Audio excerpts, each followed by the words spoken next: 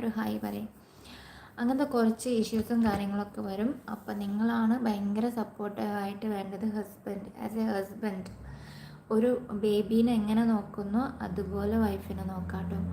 അപ്പോൾ അവൾക്ക് അത്രയും മെൻ്റൽ സ്ട്രെസ്സ് കുറയും. ഇൻ ഫ്യൂച്ചറിൽ നിങ്ങളുടെ ബന്ധത്തിനും കുറച്ചും കൂടി സ്ട്രോങ് ആവും. ഡിസംബർ ആകുമ്പോൾ ചിലപ്പോൾ ഞാൻ ബിസി ആയാലോ, ഇപ്പോഴേ ഇരിക്കട്ടെ. കൺഗ്രാറ്റ്സ് അതെ ജേസ്, ഇപ്പോൾ വരാം. ഓക്കേടാ. ബിജേഷ് കാന്താരി നിൽക്കൂ എന്ന് പറയുന്നുണ്ട്. ജെറിൻ ഫാസ്റ്റ് ആണെന്ന് പറയുന്നുണ്ട്. ഫസ്റ്റ് ആണല്ലേ? ഫസ്റ്റാണ്. അപ്പോൾ അതുകൊണ്ടാണ് കേട്ടോ. ജെറിൻ ഫസ്റ്റ് ആണെങ്കിൽ ഞാൻ പറയുവാണ്, ചില സമയത്ത് ലേഡീസിന് മൂഡ് സിങ്സ് ഭയങ്കരമായിരിക്കും ആഫ്റ്റർ ഡെലിവറി വരുന്ന ഫസ്റ്റ് തിങ്സും. ഡെലിവറി കഴിഞ്ഞാൽ ഭയങ്കര വിശപ്പായിരിക്കും തിങ്സ്. പിന്നെ ഉറക്കക്കുറവിൻ്റെ ബുദ്ധിമുട്ടുണ്ടാവും. അപ്പോൾ കുട്ടീനെ ഒന്ന് മാറിയെടുക്കാൻ ആളുണ്ടായിരിക്കണം.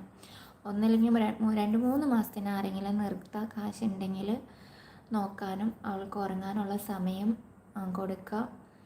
സപ്പോർട്ട് കൊടുക്കുക, മെൻ്റൽ സപ്പോർട്ട് ഭയങ്കരമായിട്ട് കൊടുക്കുക. ചിലപ്പോൾ ചെറിയ കാര്യത്തിന്